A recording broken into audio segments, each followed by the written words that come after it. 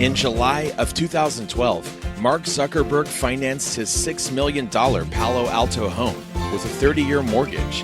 That's 3 miles away from Facebook's headquarters. At that time, he was 28 years old and the world's 40th wealthiest person, worth an estimated $15.6 billion. The question is, why would you get into debt when you have billions of dollars and can easily afford a home of that price?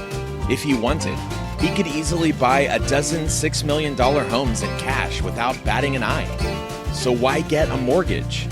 The answer is very long and complicated, but in short, it's free money. Sounds ridiculous? Who would give you free money when you are already a billionaire? Let me explain. It all has to do with interest rates. The inflation rate in the US is 2.5 to 3%. So any money you borrow that's below the inflation rate is considered free money.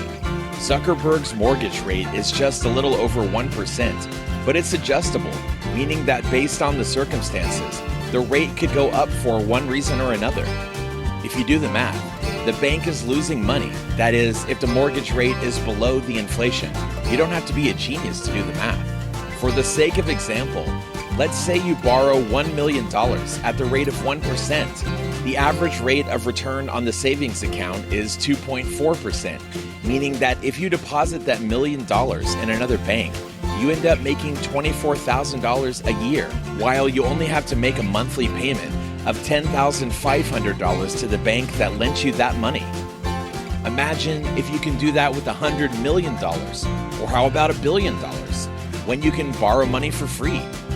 There is no point in tying up your own money, not when you can use that money for more profitable things.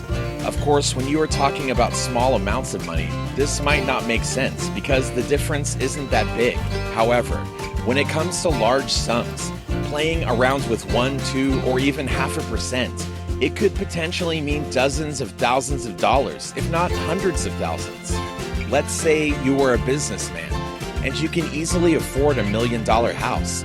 Why buy a house when you can finance it for 1 or 2% while you invest the rest of that money in your business?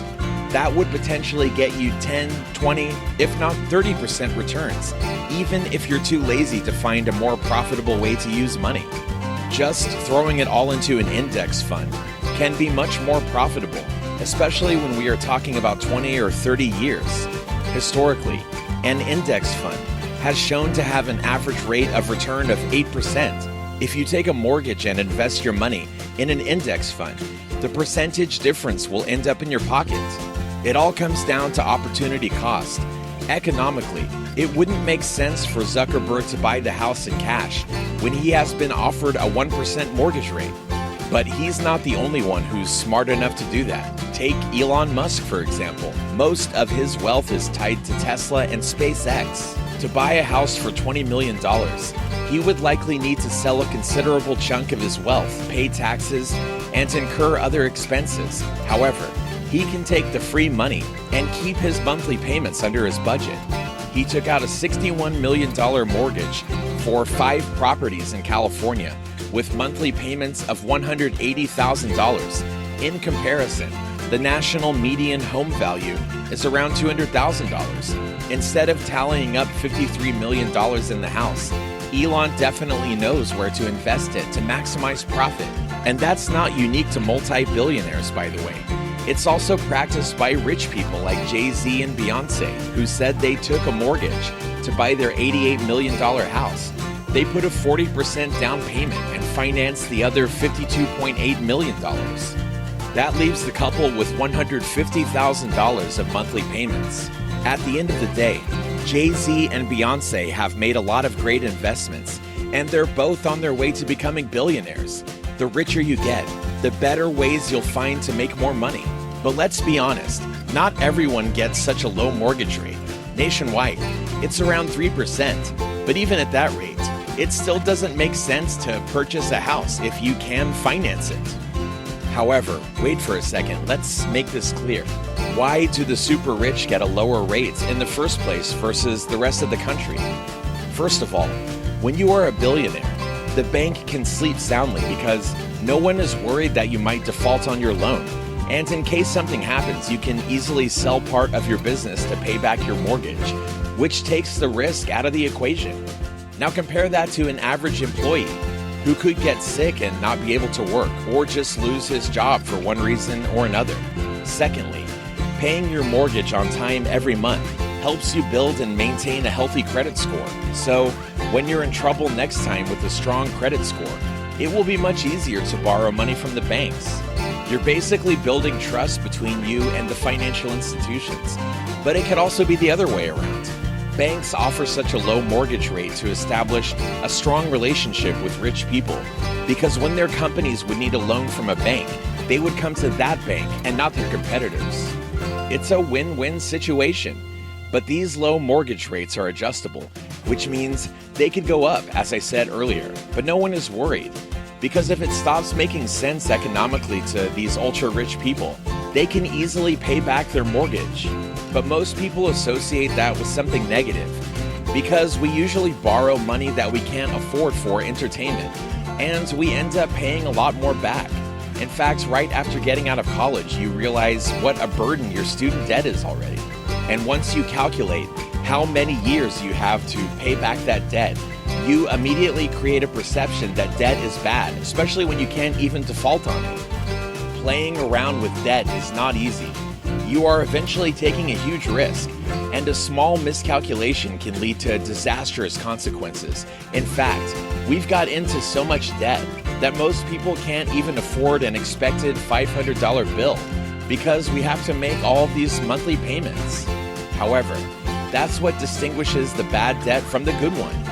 It can make you unbelievably rich if you know how to use it because of its leverage. Leverage is a superpower that can make you instantly rich. Let's say, for the sake of example, you buy this house for $10,000 and then you go to the market and sell it for $11,000. Congrats, you just made a profit of $1,000. However, that's not much. But if you use leverage, you go to the bank first, borrow $990,000 with your additional $10,000, and that's going to be $1 million. Now you buy 100 homes for $1 million. Then you turn around and sell them to the market for $1.1 million. But you still owe the bank. So you go back to the bank again and return the $990,000 that you borrowed earlier, plus another $10,000 in interest. Now you're left with $100,000. After you did that, you owe $10,000. You're left with $90,000 of pure profit. This is how you make money without having money. The bank made their share of the profits and you made some yourself. Of course, when you take this formula to the extreme, and it's not regulated by the governments and practiced by everyone on Wall Street, it turns into a financial crisis, just like what happened in 2008. Remember when home prices crashed? And then they took down the entire economy with them. Well, it's because the investment banks used leverage to maximize their profits to the point where their strategy backfired. After all, they began giving mortgages to people who didn't necessarily have the best credit score and weren't financially prepared to make their monthly payments. And when they defaulted on their mortgages, as they supposed, it was a nightmare for the investors because home prices were rising for the last 40 years, and suddenly they are going down. Well, we are not going to get into the details of the 2008 financial crisis. That's a story for another video. But in many ways, it's a major tool of how rich people make money. Of course, it's risky, and you can end up losing everything. But if you know what you're doing, you can make a fortune overnight. I want to point out that I'm not a certified financial advisor, and you should always do your own research before investing any money. But I hope these tips help. Hope you all enjoyed this video, and most importantly, found it useful. If so, make sure to give it a thumbs up. And if you want to see more of these videos, consider subscribing and clicking on the bell icon so that the next video will appear right on your homepage and you won't miss it. Thanks for watching. See you all next time.